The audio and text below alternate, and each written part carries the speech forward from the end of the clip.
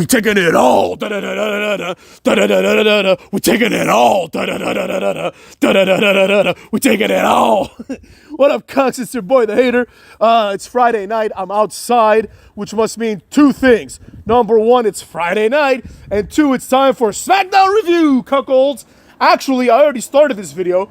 I was about 10 minutes into it. It was going really well. Then I realized that the recording didn't go through for some reason. So here I am doing it again, no problem. I'm going to say the same exact things. I took good notes, so it doesn't really make a difference. It just pisses the Hater off because it's cold. So, we're going to go through the show as we always do, segment by segment. First segment, Cody Rhodes comes out in a suit, and Smackdown is apparently 3 hours long. The Hater didn't plan for this. The Hater didn't know this was going to happen, but the Hater nevertheless decided to watch it for all the y'alls, right? Now, this is one of those episodes of Smackdown that I think a lot of people are going to say, wow, what a great episode, right? And I could see why, but personally, the Hater did enjoy it, and you're going to understand why as we go through this segment by segment. So first up, Cody Rhodes comes out in a suit, which of course means he's not going to wrestle.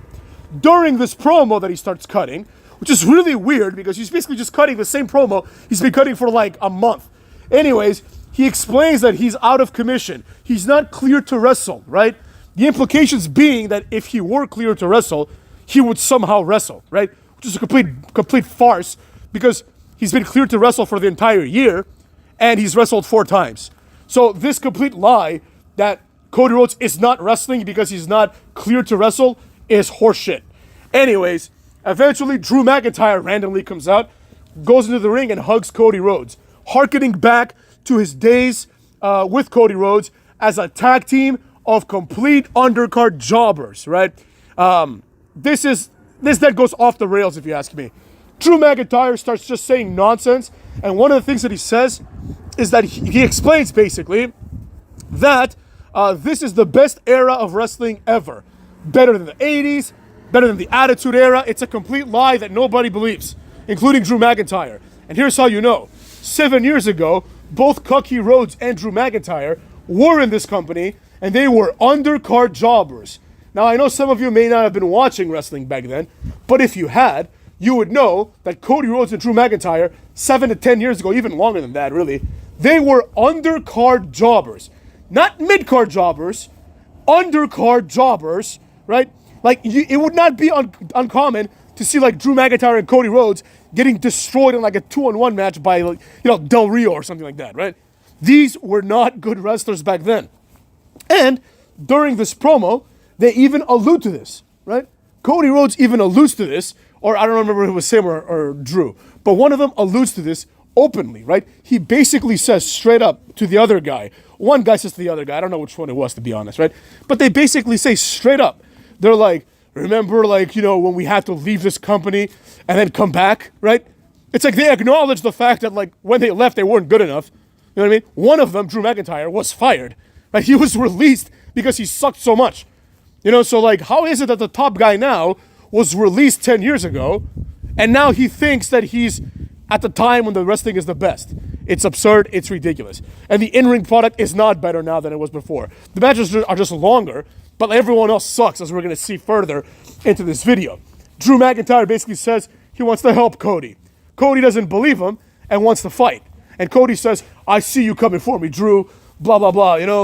Like if you want to have a match, like, let's have a match, right? And it's like, you just said, Cody just said, basically, that he's not cleared to wrestle. So, like, what exactly is happening here? You know what I mean? Like, he's saying he wants to beat up Drew, but he's not cleared to wrestle. So it's like, what exactly, like, is the point of this? Drew McIntyre says, Cody, I don't want to, like, hurt you. I want to help you. And he, like, leaves the ring, and he says, but watch your back. At this point, Kevin Owens comes from behind and starts beating up Cody Rhodes. Now, Drew McIntyre, who just said he's going to help him, doesn't do anything, just watches, right? Then, like, Daivari comes out, and other people, like Kenny Dykstra, they come out, and Daivari, who was a very small guy, he's a cruiserweight. Daivari is, like, the same size as Cody. You know what I mean? Like, he's holding Cody and Kevin Owens. He's believable next to them, right? And he's a cruiserweight. Like, Daivari would probably beat the shit out of, like, Kevin Owens and Cody Rhodes, probably. But anyways, that's not here or there. That segment ends. We will move on to the next segment. The next segment is actually a match. It's Andrade is inevitable, which is what I'm calling Andrade now, based upon his promo from last week, versus Nakamura. Now, one thing about Nakamura historically is that his character was a lot of things, but one thing it wasn't was a Japanese stereotype, which I thought was nice. Now, Nakamura sucks, right? He's always sucked. We've all kind of known this in the back of our heads. He would come out dancing like Michael Jackson, but in a very, very subpar way. Obviously, Michael Jackson is one of the greatest dancers in the history of our species. So Nakamura copying his movements is not going to look good, right? And then everyone thought that Nakamura was charismatic. Now, I've understood why this is because I've met people that have told me, Nakamura is charismatic, right? These are the kind of people that think that, like, Bakura and Seto Kaiba from Yu-Gi-Oh! Are charismatic, right? They're neckbeard nerds who don't have any idea as to what works and what doesn't work. It's as simple as that, you know what I mean? And with all that being said, people cannot be trusted in telling us what is and is not charismatic and what is and is not cool, right? These are the kind of people that like wear glasses, they put the glasses down their nose kind of, and then they use one finger to like raise the glasses up before they make like what they think is this amazing point about whatever the hell people are talking about, right? They think that they're like, they think, first of all, I mean, I hate to say it because the hater does like some anime, but there are people that think that anime characters are cool. It's like the rest of us laugh at you know what I'm saying? The rest of us think you're a dope, you know? And it's the same thing with Nakamura. But I will say this, at the very least, throughout time, Nakamura was not a Japanese stereotype, but now he is. Now he comes out, his music is like string instruments, it's very Japanesey, the Japanese flag is in the back, he comes out wearing a samurai's headdress, right? He's just another Japanese stereotype, right? But for some reason, like, this is cool, right? But it's not. It's him versus Andrade is inevitable.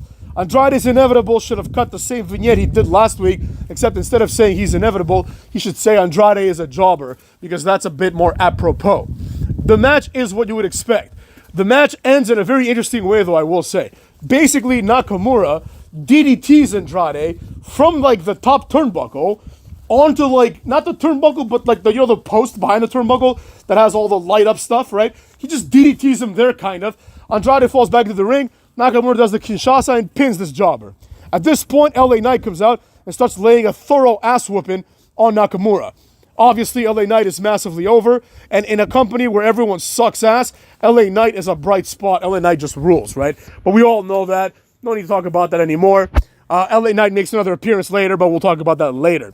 Next up, we get another segment. Now we're backstage. Apollo Crews confronts Pretty Deadly, telling them they lied, right? Santos and Legado del Jobber appear and they attack Pretty Deadly, right?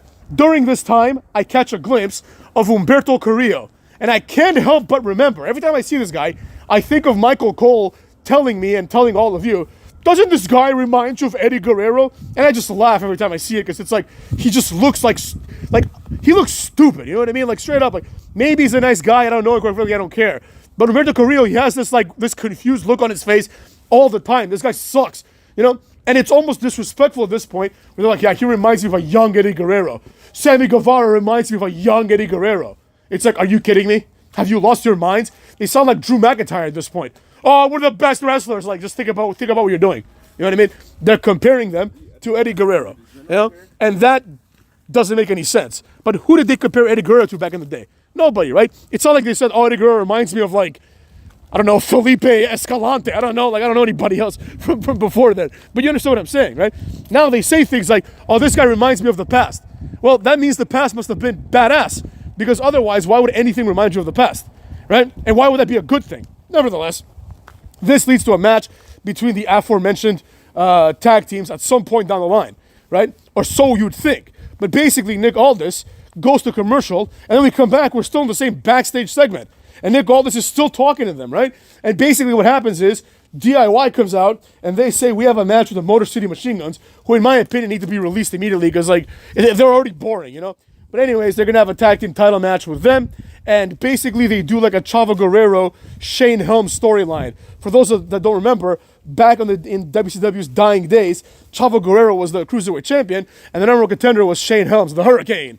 Shane Helms. And basically, Chavo would say to Shane Helms, like, look, if you want a title shot that you earned, like, I have a you know, a rematch clause in my contract. So if I lose the title, like, next week to someone that you beat in the ladder match that made you number one contender, right? Because apparently it didn't matter. It's like there was like a 6-man ladder match that Shannon Moore and Shane Helms won, and then like the next day, like Chavo Guerrero was defending against one of the losers, you know, and he's like, if the loser beats me, then you don't get your title shot. And it's like, what was the point of the ladder match? Anyways, neither here nor there. But it's that kind of storyline, right? Where DIY basically says, look, pretty deadly. You're going to get the next title shot, essentially, right? Or you're going to get one down the line, but we have to continue to be champions for you to get that. So please, like, make sure we're champions, right? Then we have the match eventually, but before that, I think we had the Michin match. That's right. My notes say that we had the Michin match. Michin comes out with a theme song that's very similar to, like, the theme song of Smackdown or of Raw. I don't remember, but the one that's like 1, 2, 3, 4, da da da da da da da, 5, 6, 7, 8, and it's like this is like one of the worst songs I've heard in my entire life. You know what I mean? But anyways, her song is similar to this. She comes out. It's her versus Piper Niven, or as one would say if they had a Scottish accent, Papa Niven. You know, paper. It's almost like paper. Paper Niven. You know? Everyone with a Scottish accent, like there's like no variation in the Scottish accent. They all sound the same. Piper Niven, Drew McIntyre, Fat Bastard from Austin Powers, they all sound the same. And despite the fact that Piper Niven is like 3 times the size of Michin, eventually during the match, Michin hits the eat the feet and pins her. Next segment, Paul Heyman comes out and basically cuts one of the worst promos of all time. It was interesting during this promo because I started thinking to myself, a lot of people now say that Paul Heyman is a great promo guy, right? Nobody was saying this when he first started to manage Brock Lesnar because we had people who actually could cut promos like The Rock and Stone Cold were still there, Kurt Angle was still there, Eddie Guerrero was still there, Booker T was still there, even Triple H was still there. So nobody said, wow, isn't Paul Heyman good at promos, right? It's only when the likes of the people that I just mentioned went away or passed away, rest in peace Eddie Guerrero, that all of a sudden Paul Heyman's good at promos. It's only when he's compared to people like CM Punk and Del Rio that he's good at promos. When you compare him to Eddie Guerrero and The Rock, he's not good at promos. Yeah? But anyways, this is an example of a horrible Heyman promo. First of all, I also noticed he has a lisp. I don't know if Heyman has always had this lisp, but in this promo, he had a very protrude lisp, right? He sounded like Cucky Rhodes up in this. But anyways, Paul Heyman cuts one of the worst promos of all time, and it is one of the worst promos of all time because it treats us like we're stupid. Basically, Paul Heyman just explains to us what's happened for the last year. Now, some of you may be thinking, Hater, what about the new fans? They need to know what's happening. Well, I got news for you. Number one, the viewership has gone down drastically, so there are no new fans. This is a complete waste of time. Basically, Paul Heyman says Cody Rhodes beat Roman Reigns, Solo Sikoa took the tribe. He just pretty much relays everything that's happened. Like, what is the point of him being here, you know? Other than the cover for Roman Reigns' tardy ass. Like, Roman Reigns is tardy. He's late and doesn't even show up 99% of the time. So anyways, Solo Sikoa comes out and basically says, I'm going to beat Roman Reigns. And now it's no longer only about the Hula Fala, but it's about Heyman services. So the match is now like a tribal combat. Also, Paul Heyman on a pole match, you know, basically. You know what I mean? So basically he says that if Roman Reigns beats me, I'm going to acknowledge him. You're going to put the Hula Fala on his head, right? But if I win, right, you're going to put the Hula Fala on my head and you belong to me, right? So basically Paul Heyman is a property to be traded by Samoans. Anyways, this was interesting because Paul Heyman was all shocked and surprised. And it's like, well, what did you think was happening, right? Paul Heyman's part of the package deal. He's the tribal chief, the tribal chief's wise man, right? He's the tribe's wise man. So whoever's the tribal chief gets the services of Paul Heyman, presumably, right? And now, Paul Heyman doesn't have the right to say, I don't acknowledge Solo Sikoa anymore because we're having tribal combat. So I don't know why Paul Heyman's confused. You know, as far as I'm concerned, if Solo Sikoa beats Roman Reigns should acknowledge Solo Sikoa if he's a man of his word. And if he doesn't, then as far as I'm concerned, Roman Reigns, the experiment is over, and he's going to go down in history as a complete failure, right? Roman Reigns is going to go down like that anyways, I think, because despite the fact that he's been invented so many WrestleManias, it doesn't change the fact that he never drew a dime. It doesn't change the fact that nobody gives a rat's ass. It doesn't change the fact, more importantly, that when you look at him compared to other stars that he was supposed to take over, right, despite the fact that he had superior booking, like nobody gives a shit about Roman Reigns. Like on Monday, people are going to be more excited about Cena and The Rock if he shows up than they are about Roman Reigns, if we're being honest, right? And Roman Reigns and John Cena are contemporaries, right? It's not like John Cena's from a different era. You know what I mean? John Cena and Roman Reigns were in the company at the same time. So, you know, take it as it is, cucks. Take it as it is. Anyways, this segment mercifully ends, and now we get to the Motor City Machine Guns versus DIY match. Now, during this match, it's exactly what you'd expect. Nothing crazy, nothing fancy. And nothing worthwhile, I would say. At some point, Pretty Deadly come out, and they cause a distraction. This leads to a false finish. Eventually, Los Garza come out, and they try to chase away Pretty Deadly. Somehow, they all go out of the ring, they come back into the ring, and they all kind of fall onto the Motor City Machine Guns, who have DIY trapped in submission moves. So, DIY retains, their plan worked, and this is probably going to lead to some sort of 4-man or 4-tag team match, which, in my opinion, shouldn't, because Los Garza has never won a match, so they shouldn't get any title shots or anything like that. Anyways, that's how that went down. Then we have a segment between Sami Zayn and Carmelo Hayes. The Usos come to protect Sami Zayn. Nothing comes of this, really, right? Then we have like a segment between Cody Rhodes and Nick Aldis. Cody Rhodes tells Nick Aldis he's a good boss, and then he says he will drop Owens or anyone that looks like Owens. Well, I hope Cody doesn't go back to the ring, because 95% of the audience looks like Kevin Owens. So Cody's going to have to be dropping a lot of people. Again, nothing comes of this either, because the Cody Rhodes stuff is done. After this, he probably just went home. Then we have a long, and I don't want to say an interesting segment because I thought it was a stupid match, but it's one worth talking about. Naomi's shit music hits, right? I hate her music. It's basically like the spelling out of her name, and then someone laughs afterwards. And then it's just like, it becomes like a techno song, It's really bad. But Naomi did some cool stuff in the match that she had, which was against Nia Jax for the women's title for the 19th time. There was one spot that I thought was really stupid, though. Basically, Nia Jax is in the middle rope on the turnbuckle, and she grabs Naomi in essentially like a scoop slam, world's strongest slam type hold. And then all of a sudden, Nia Jax flips forward onto her back, right? And Michael Cole's like, Naomi countered it. It's like, how did she counter? She was being held. It was cool. Like if there was a way to make it so Naomi countered it like that, that would be pretty sick. But it just wasn't believable. At this point, we hear the music that we hear every week in every Nia Jax segment. It's Tiffy time, and you're like, all right, here's another false cash in, right? She runs to the ref, cashes in, then pushes the ref, takes back her briefcase, hits Naomi in the head with it, right? This allows Nia to hit the Annihilator. So you're like, all right, same thing again, right? Then Bianca Belair is there. Tiffany Stratton goes in the ring and tells Nia, go get Bianca, like beat her ass too, right? She does that, but at that point, Tiffany Stratton hits Nia Jax in the back with the briefcase, takes out Candice LeRae. At this point, Bianca Belair, for some reason, decides to make things easy and hits the KOD on Nia Jax.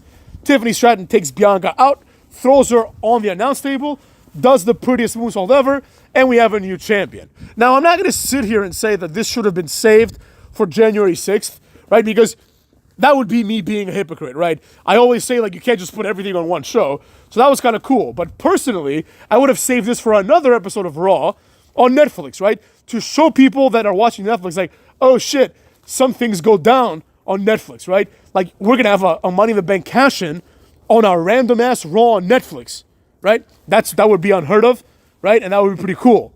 But they didn't do it. They blew their load in this one. Perfectly fine. All of a sudden, Tiffany Stratton is crying. She just looks really weird. I don't know how to explain it. I find her very, very, very unappealing. But that's just me. It is what it is. Cucks. After this, we get a reminder of the Tribal Cuckbat match and a brief Jacob Fatu promo. Jacob Fatu basically says exactly what you'd expect him to say. He says, I love you, Solo Sikoa. And like the fans are chanting this for some reason. Very weird. But basically, this is acceptable because they were just coming out to the ring anyways. Then we go to a commercial. Then we see LA Knight. LA Knight then says, like, I'm going to do what Nakamura did, which is attack him, week in and week out until I get a title match. And I got what I wanted because next week, it's me versus Nakamura for the U.S. title. Yeah, you know what I'm saying? That's kind of cool. Nobody could possibly care. But it is nice that it's happening. Next up, then we see, like, the good guys, which are the Usos and Sami Zayn, come out to Jey Uso's entrance, right? They come through the crowd. They do all that stuff that we all know and love, right? But this takes like 3 commercial breaks. Then we have a match. The match, in my opinion, is a little too long for my taste, especially considering that nobody in this match is good at what they do, right? That's another important factor, Like when I say Samoans, all they do is a Samoan moveset, which is obviously a fact of life. Like, the underpinnings of that are that nobody wants to see this shit, right? That none of them are good at what they do. But the match is still there anyways. It's exactly what you'd expect. There's a bunch of high spots. They do all the Samoan moveset. Jey Uso even does like the finishing move of Manu. Remember Manu from Legacy?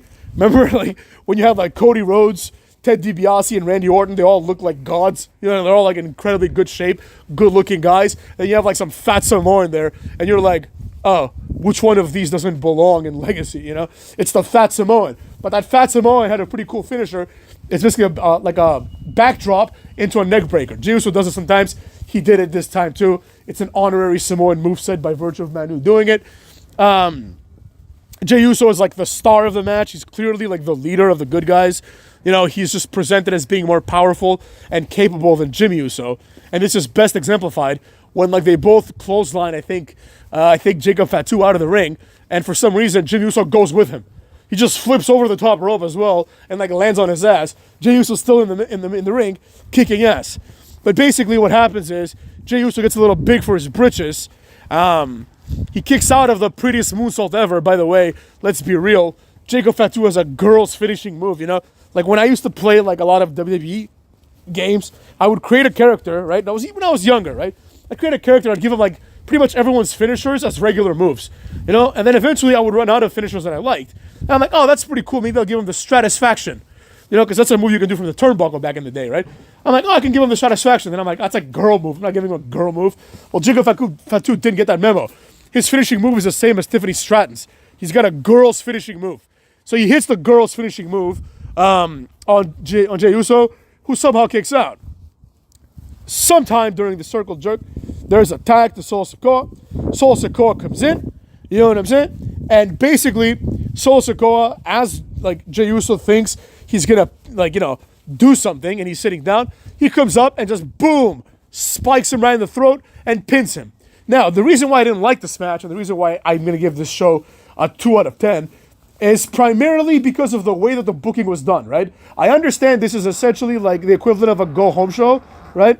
For better or for worse, because that's how, you know, the Netflix debut of Monday Night Raw is being presented, but it missed a few key points. Number one, perhaps most importantly, right? This match was too long. This main event match was too long.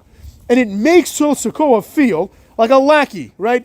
Because he's wrestling Roman Reigns' lackeys, and they basically almost beat him.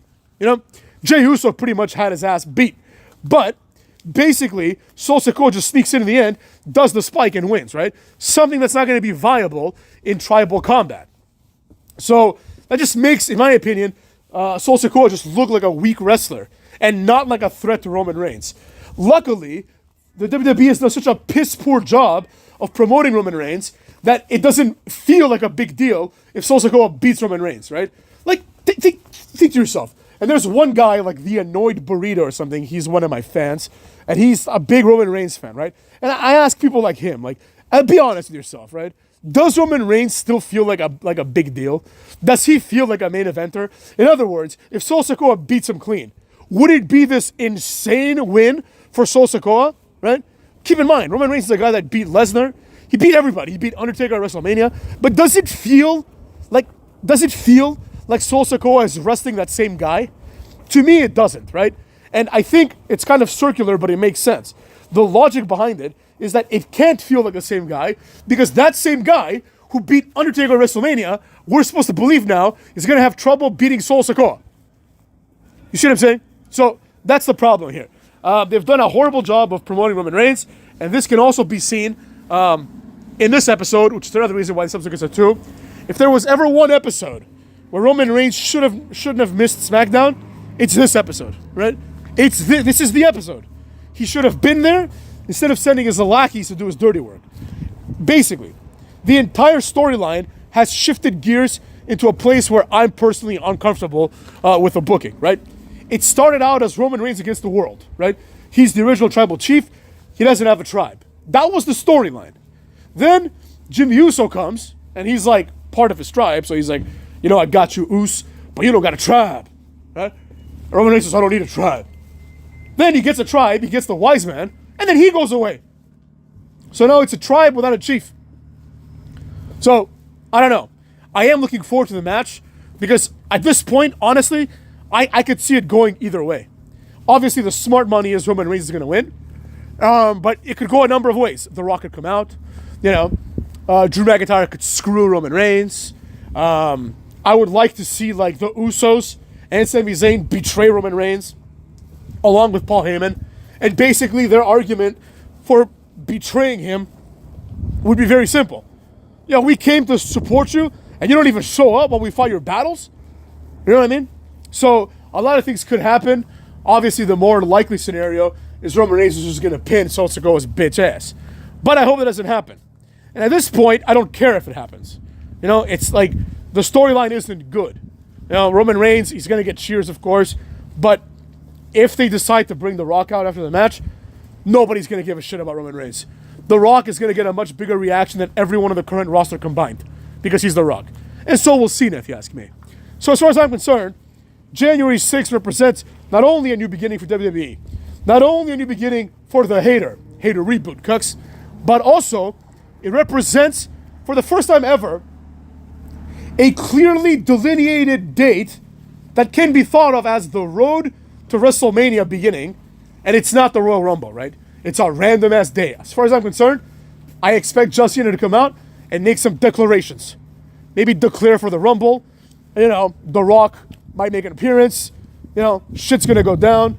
We're going to at least end the Sikoa feud with Roman Reigns, etc., etc. So, with that being said, we'll see where this goes. But that's a pretty exciting date. And this episode of SmackDown did not do an adequate job at making this feel like a big deal, right? And therefore, it did not do an adequate job at making January 6th feel like it's a big deal. Cuckolds.